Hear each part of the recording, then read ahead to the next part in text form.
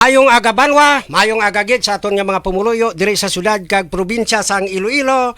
Welcome sa aton sininga pagpangalagad sa programa Counter Strike. Counter Strike, Counter Strike, Counter Strike. Ang Counter Strike mabatian halin sa takna ng alas 8 tubtob las 9 ang takna sa gabi sa adlaw nga Lunes hasta sa Sabado sa akon sininga Facebook Live. No, i-search lang ang Rito Chiba worldwide nga inyo ako makitaan kag mabatian. Kag subong man mabatian ang Counter Strike sa radyo diri sa RMN Iloilo las 10 ang takna sa aga. So sa aton sini nga mga pumuluyo diri sa 180 ka barangay sa syudad sang Iloilo, mayong agagid sa inyo tanan-tanan. Welcome sa aton sini nga pagpangalagad sa inyo programa Counter Strike. Ining inyo alagad Rito Katamin Chiba nga magapangalagad sa inyo agod sa pagdulong sang pila ka mga balita, pila ka mga informasyon sa nagakanabo diri sa palibot-libot sang syudad kag probinsya sang Iloilo, ilabi na gid ang lakat sang pamulitika. So karon dugay-dugay no, stay tuned gid kamo diri sa DYRI RMN Iloilo kay ang aton sini nga mangin bisita amo ang anay city councilor sang syudad sang Iloilo si Shen Marie Mabilog, no? Kag subong man si Toto Mor Espinosa, no? Hindi nyo gid ni siya malimtan ang name recall yan ni pirmi kung may utang kamo sa Belños Corriente, more, no? Pero more nga serbisyo ini ang mahatag ya sa syudad sang Iloilo kung inyo ini siya nga buligan, no? Kag 100% man nga mabuligan niya kamo sa inyo sini nga mga kinahanglanon, ilabi na gid ang mga mapasar niya nga mga ordinansa sa aton sini nga City Council, no? Pero antes ang aton sini nga mga bisita sa subong aga, may mga importante kita nga mga balita sa inyo nga dapat may baluan sa mga pumuluyo diri sa syudad sang Iloilo, no? Sang nagligan nga adlaw basi makibot kamo, no? Kay ang akon nga bisita sang isa ka adlaw sang nagpahigad ang iya sini nga salakyan kundi naghasard siya, no, sa higad sang dalan. Namangkot ng kuntani sa butika, no? Plus nga atong amigo ko to senior citizen na to gani mo. Kung may available nga bulong nga baklon, no? Baw, ginpalapitan siya sa nga manugsukot na bla sang mga parking fee na bla, no? Kuanais la, diskusyonan isla nga balaan mo nga senior citizen ako.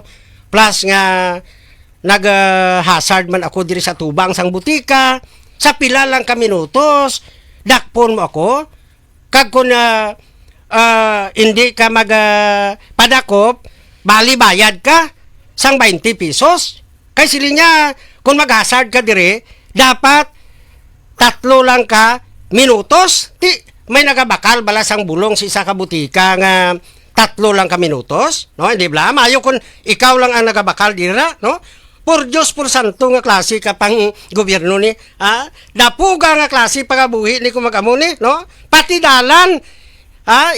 Instead nga wana naton, ginapagutok naton, no? So daw amo, ini ka budlay subong diri sa syudad sang Iloilo, nga dapat pili gid kamo kung bala sino ang nagakaangay kag nagakadapat nga buligan naton, no?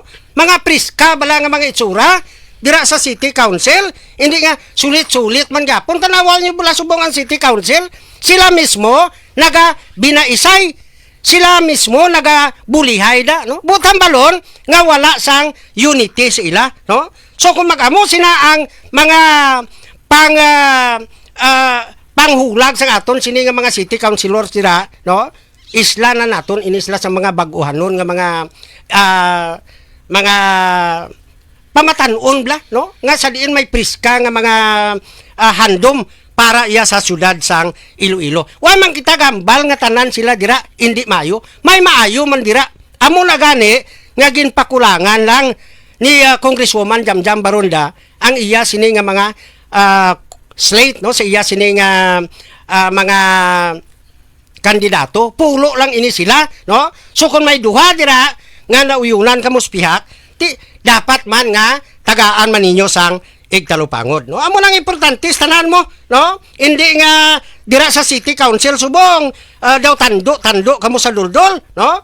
ang aton sini nga mga city councilors na kung anong mando sa nga ni Dapuga King ga sunod sila, no? Daway nila balaya gina tanaw kung bala pabor sa aton nga mga pumuluyo o kung hindi, no?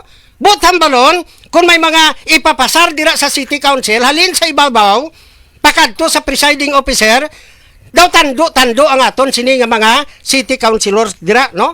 In short, naga-approve sila without thinking, no? Why nila na ginapaminsar kung bala pabor sa mga pumuluyo sa sudad sang Iloilo o kung pabor sa ila sini nga kaugalingon, no? So dapat mauntat na kag ibutang naton si Vice Mayorable Lablab Barunda, no? Kag ang pulo ka mga konsyales agod once and for all mangina maayo ang aton sini nga city council, no?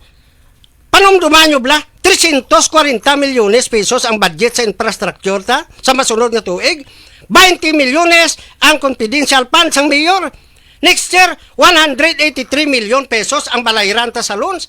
Next year wala palabot ang balayran sa bag-o nga 300 milyones ka pesos nga loan para sa Lapas, Haro kag Arevalo public markets, no? So kung mag-amo sini nga klase sang sitwasyon da, utang dire, utang dito, kag ang nagaganar ya ang pila lang ka mga tawo dira ya sa City Hall, no?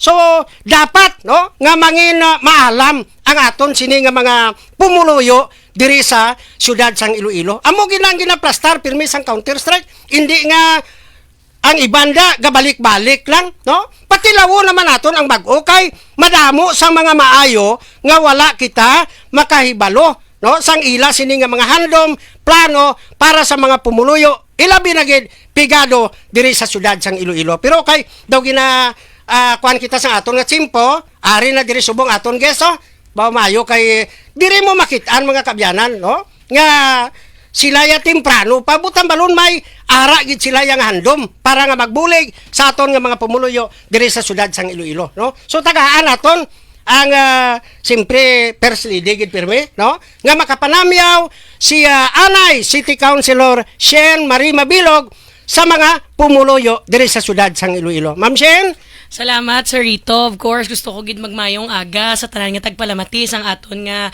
programa nga Counter Strike diri sa RMN. Mayong aga gid mga Ilonggo. Kag kanami gid sang adlaw kay bless gid kita tanan. okay, no? Why na kita damo pangakuan ang importante nga may baluan naton sino si Anay City Councilor Shen Mabilog. So si Shin Marie Mabilog, Sir Rito, gusto ko gid pabalo sa tanan nga nagsugod gid bilang isa ka youth volunteer, tapos naging student leader. After sina, nagpadagan ako SK chairman sa Barangay Tapok, kun diin gid ako tumandok sang molo. Pagkatapos pagiging SK chairman ko naging SK Federation president ako sang Iloilo, muna sa pamaagi dara naging city councilor ako sang 2010-2013. Ang mga programa ang ginatutukan ko gid sa mga programa para sa aton kabataan, makahatag subsidy kag scholarship para makatapos ang aton kabataan sa pag-eskwela, kag naging executive assistant man ako for employment sa pila ka tuig nga nagtutok para magaan ang aton nga mga Ilonggo sang mayo nga obra diri sa syudad sang Iloilo. Okay, no? Ang isa pa gid naton kagwapohon man ini nga mangin konsyal sa syudad sang Iloilo, si Toto Mor Espinosa. Mayong aga sa tanan nga listeners sang Counter Strike ni Sir Rito. Mayong aga, Sir Rito. Mayong aga, Konsehal Shin. And ako si Mor Espinosa, isa man sa mga councilorables sang Team Sulong Gugma. Pakilala ko man siguro, sir, nga ako na gamay man nga personal background. So si Mor Espinosa, apo ni Anay Congressman Pascualing Espinosa, hinablos ni Anay Mayor naton Joe III Espinosa. Balaan mo si Mayor Joe III kagangakon nga tatay mag-utod ina. So ang ginahambal ginataga-permis ang amo niya grupo, especially ni Mayor Jed, kung may ara siya kuno sang una nga Joe III sa iya kuno nga grupo, kay siya ang may vice mayor siya nga Joe III, subong naman niya kuno sa grupo namon may ara naman nga Joe IV. Amo na nga gina-try man namon nga i-share man sa aton nga mga listeners, no, nga si Mor Espinosa or si Joe IV ari man pakita man sang iya nga aspiration nga tani magaan man siyansa. kamo nga duha may ara gid yanim recall, no? Kay ti si